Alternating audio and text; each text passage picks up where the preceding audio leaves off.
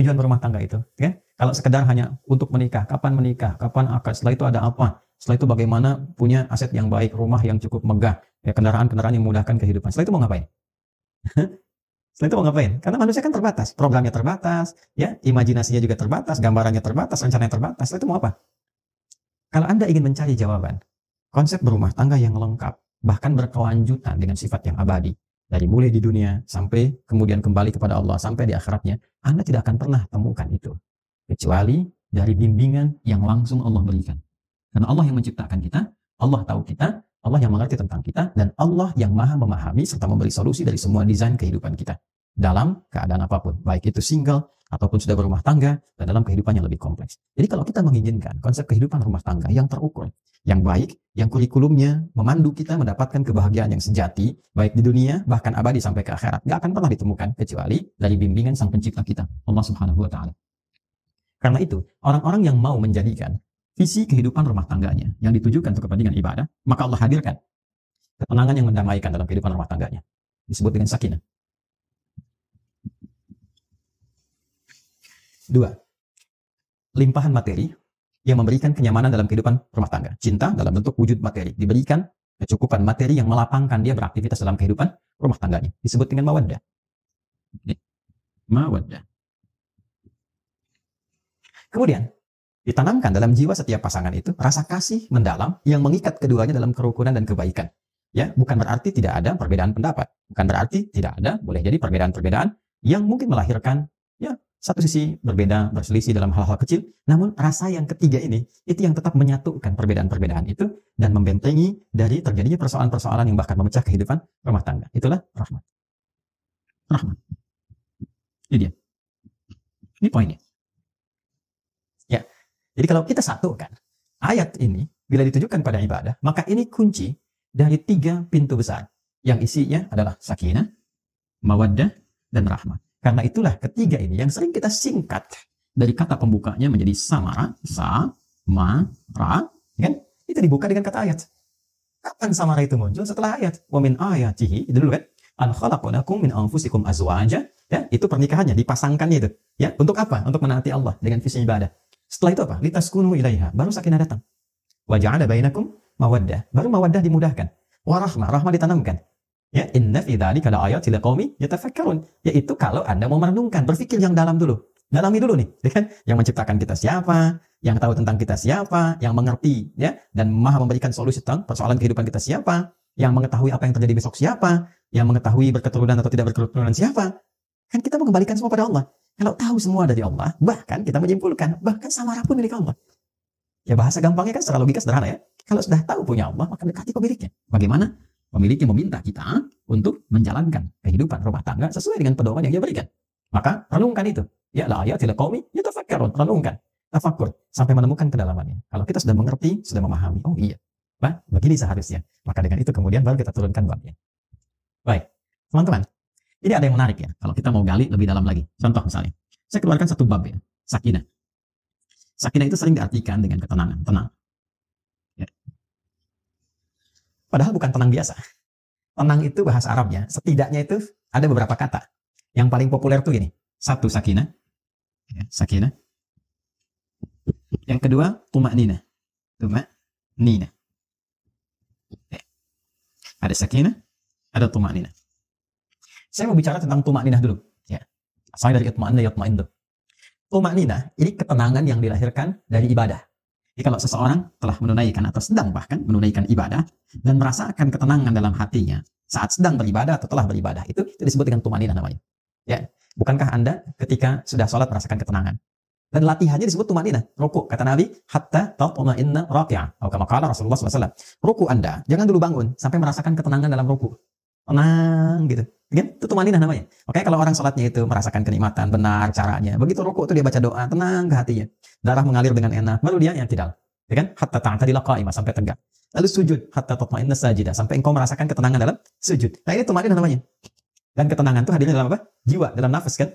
Nah, nanti kalau sudah terbawa dari praktek sholat itu, dari seringnya baca Quran, hadir ketenangan pada jiwa. Nah, jiwa yang terus mendapatkan suntikan ketenangan, tenang lagi, maka dia punya sifat tenang nantinya.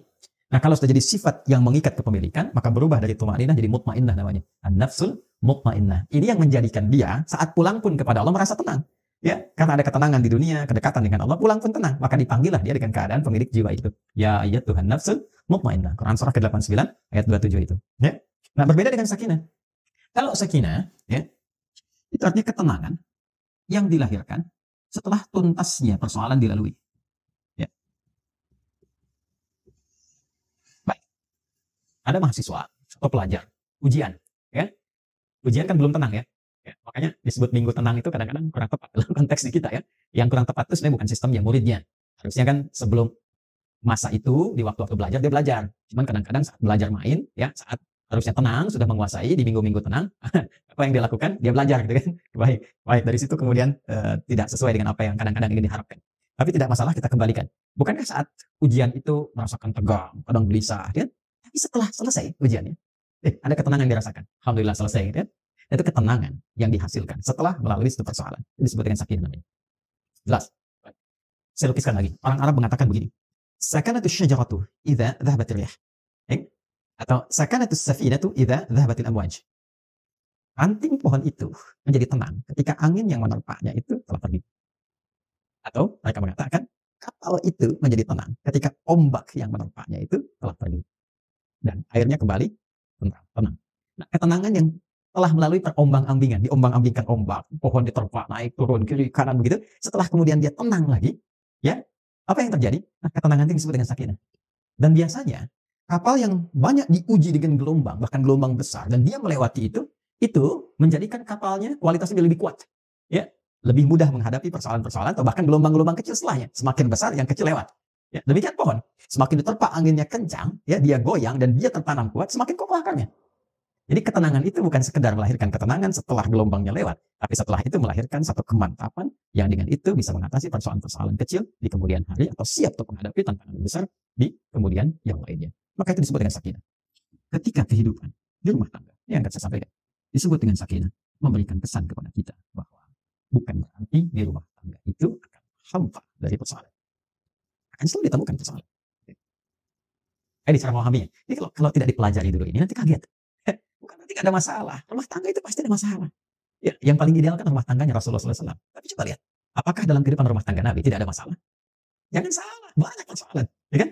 Tapi dengan persoalan itu turun panduan pada kita, turun ayat, turun hadis, mengatasi ini bagaimana? Ya, kalau salah persoalan pemahaman bagaimana, salah komunikasi bagaimana, meluruskan yang ini bagaimana?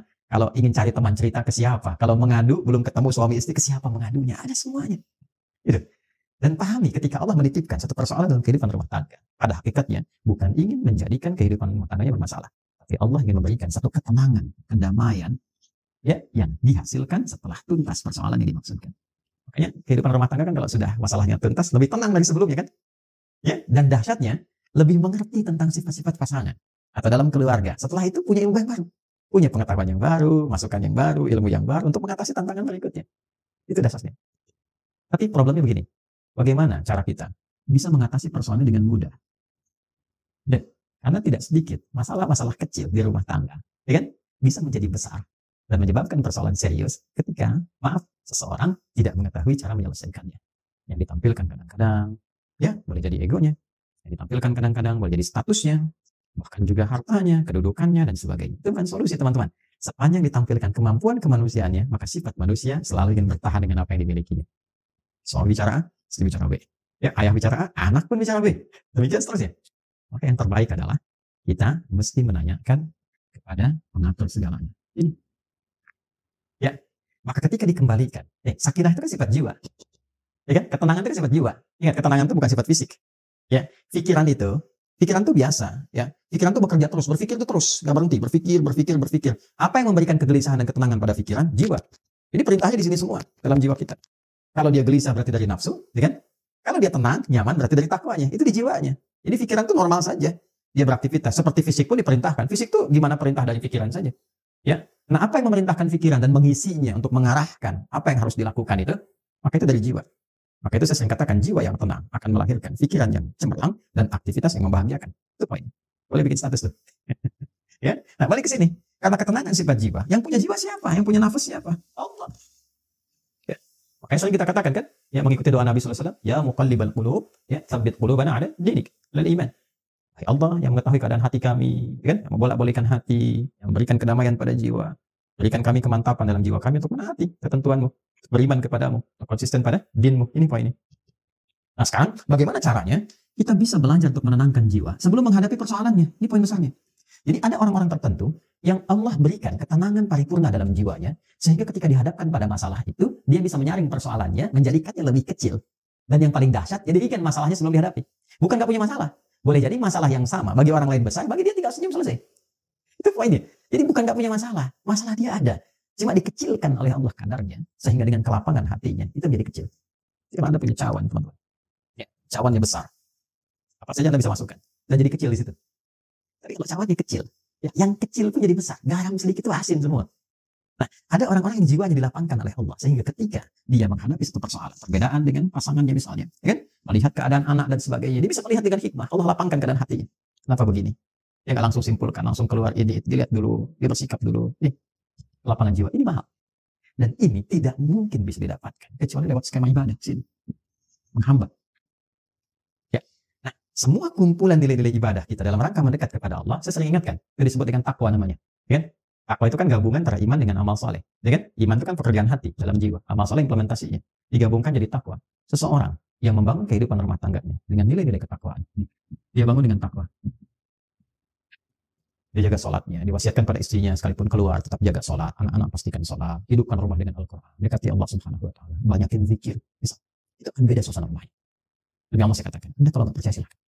Ya, hidupkan rumah dengan suasana ibadah kepada Allah. Anda ada di dalam ataupun sedang di luar, hidupkan. Maka akan ada suasana yang berbeda kepada jiwa. Allah akan jaga itu. Ya, ketika takwa meningkat, bahkan diringankan persoalan. Sebelum ada masalah, solusi datang. Sehingga masalah jadi ringan.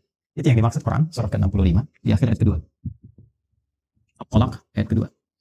At-Talaq itu kan satu masalah yang tinggi. Ya, yang tidak mudah diatasi. Ya, bahkan dalam kondisi yang paling rumit pun, ketika Anda mendekat kepada Allah, Allah ringankan dan berikan solusi yang jernih. Berpikirnya jernih sekali. Tahu apa yang harus dilakukan. Ya kan? Maka apa yang terjadi? Wa may yattaqillaha yaj'al lahu makhraja. Siapapun yang mampu membangun ketakwaannya kepada Allah, ya, dia naikkan lagi, ya kan? Maka apa yang terjadi? Ya ja'alahu makhraja. Allah berikan jalan keluar dari setiap persoalan yang ia alami. Apalagi kalau pasangan itu kompak, ya kan? Ya, mungkin nggak bersama-sama dalam beberapa kesempatan. Memberikan wasiat, bangunkan istri, anak, ingatkan sebelum pergi, kan? Dan sebagainya. Itu pasti itu. Ya, dari sekian banyak persoalan, jika ditumpahkan di atas sajadah, dia mengecil. Dan curhatnya kepada Allah. Innama ashku bathi wa huzni ila Allah. Demikian ya nasihat dari Nabi Ya'qub alaihissalam yang diabadikan Quran surat Yusuf itu kan. Kalau mau curhat ke Allah. Sampaikan. Dan akan senang bahagia. Ketakwaan membangun kebahagiaan. Quran surah kedua di akhir ayat 189. Wattaqullaha la'allakum tuflihun. Ya, itu sakinah namanya. Tingkatkan takwamu kepada Allah, Allah tanamkan, Allah berikan kepadamu kebahagiaan. Ya, dan titian kesuksesan. Anda pun kalau ingin mawaddah, tambahan dari materi-materi yang membentuk kehidupan keluarga lebih menyenangkan. Masya Allah, ada rumah lebih menyenangkan. Ditata lagi, ini tempat sholat, ini musola bersama, ini buat ngaji, ini ruang keluarga. Lebih enak kan? Ya, punya kendaraan dipakai macam-macam. Mawaddah namanya. Bagian dari pemaknaan ini. Nah, ini pun jalannya takwa, teman-teman. Ya, teruskan ayatnya kan, di ayat ketiganya. Wa may yattaqillaha yaj'al lahu makhrajan wa yarzuqhu min haitsu la yahtasib. Bahkan rezekinya pun dikirimkan dari sisi yang tidak diduga. Ya, coba lihat kisahnya Sayyidah Maryam alaihissalam. Maryam ibundanya Nabi Isa alaihissalam, ya. Mesiah, Yesus, ya. Jadi Nabi Isa alaihissalam punya ibu yang sangat luar biasa, namanya Sayyidah Maryam alaihissalam. Maryam itu apa yang dibangun pertama kali oleh ibundanya? Ya, karena ayahnya meninggal sejak beliau dalam kandungan. Jadi ayahnya nggak sempat melihat Maryam. Ya, Imran itu nggak sempat lihat Maryam. Jadi istrinya Hannah mengandung, begitu lahir, ayahnya telah meninggal dunia. Tapi keduanya punya rencana. Ya, rencana strategis yang memang sudah disiapkan kalau nanti lahir anak begini. Ya, makanya banyak kerabat-kerabat Imran. Imran kan orang soleh. Ya, Imran tuh alaihissalam orang soleh. Ya, maka banyak teman-teman soleh ya yang ingin merawat Maryam ketika dilahirkan sampai harus diundi siapa yang rawat. Sehingga diputuskan pamannya, ya, yaitu Nabi Zakaria alaihissalam. Nah, yang pertama dibangun oleh ibundanya apa? Nilai ketakwaan. Ini. Apa yang terjadi? Ibunya menyiapkan perangkat-perangkat bagi anak yang mendekatkan dia dengan Allah. Dibuatkan mihrab, carikan guru yang saleh, dirawat baik-baik, diberikan rezeki yang baik. Ketika dari kecil disiapkan itu semua, apa jawaban Allah? Quran surah ketiga, Al-Imran ayat 37. Quran surah 3 ayat 37. Fataqabbalaha rabbuha biqabulin hasanin wa ambataha nabatan hasanan. Maka Allah menerima semua ikhtiar dari Hannah itu, bahkan dari kedua orang tua sebelumnya, diterima semuanya dengan penerimaan terbaik. Dan ketika Allah terima, dijamin semua titian kehidupan, rizkinya, ketenangannya, kebaikannya, kedamaiannya, dan segala kemuliaan yang melekat kepadanya. Walaupun yang merawat secara ikhtiar Nabi Zakaria. Kullama dakhala 'alaiha Zakaria al-mihraba wajada 'indaha rizqa. Qala ya Maryam anna laki hadha? Qalat huwa min 'indillah. Inna Allah yarzuqu man yasha' bighairi hisab. Setiap kali pamannya mengantarkan kebutuhan Maryam sudah ada. Loh, min haitsu la yahtasib. Ya, dan nyaris semua persoalan itu ditepikan oleh Allah sehingga dia fokus untuk ibadah, mendekat kepada Allah. Masya Allah. Dan semua dipenuhi oleh Allah. Sampai bertanya dari mana semua ini? Ya karena dekat dengan Allah, jawabannya apa? Qalat huwa min indillah, dari Allah. Innallaha yarzuqu man yasha' bighairi hisab. Allah yang memberikan tanpa batasan. Jadi orang-orang yang membangun rumah tangganya, ya, kehidupan dalam langkah pernikahannya sampai dia berjalan dalam ketakwaan kepada Allah, sebetulnya nggak sulit tentang dunia.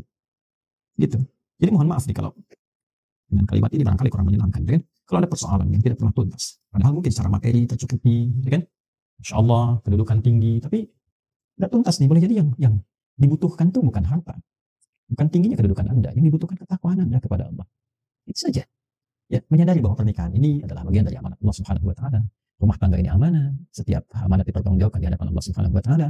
Dan kalau mengerti berumah tangga itu adalah ibadah, maka kita akan jaga cara kita beribadah kepada Allah. Anda kan kalau sholat Anda jaga rukun dan syaratnya kan. Nah, rumah tangga itu ada rukun dan syaratnya.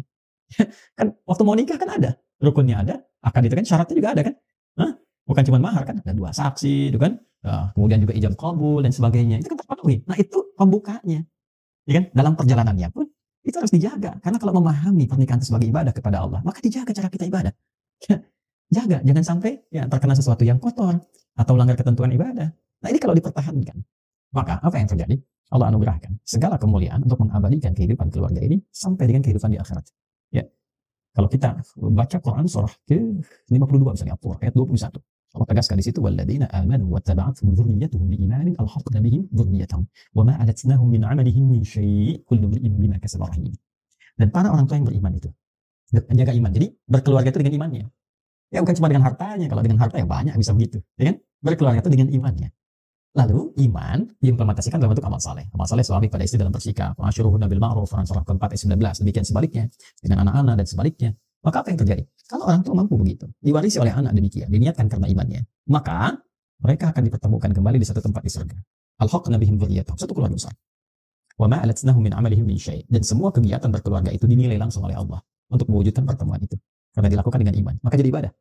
Kullu imrin bima kasaba rahin, tapi itu pilihan. Kalau Anda merasa itu hanya untuk melakukan kegiatan duniawi saja, hubungan seksual saja, ya mencari materi saja, itu pilihan Anda. Silahkan saja, itu pilihan Anda. Tapi pada saatnya, sadari kata Allah, Anda akan pulang. Anda akan meninggal. Makanya patut bertanya, setelah meninggalkan dunia ini, ketemu lagi nggak? Ya kan? Satu masuk ke alam kubur, ya itu saja kan sudah nggak ada aksesnya, ya kan? Untuk bertemu kembali. Paling dizarahi, balik lagi, dan sebagainya. Nanti di akhirat ketemu lagi nggak? Itu poinnya. Nah, berbahagianya kita, Allah itu Tuhan kita yang Maha Esa. Allah lengkap menyampaikan dalam Quran. Tidak ada satupun kitab suci di muka bumi ini yang menyampaikan runtutan kehidupan kita secara detail dan lengkap. Dan itu diminta bahkan oleh Allah langsung. Silahkan riset, silahkan pelajari dari kedalamannya, kebahasaannya, ya dari logikanya, dari runtutannya, silahkan. Dan tidak ada satupun yang sempurna Al-Quran. Karena ini firman Allah.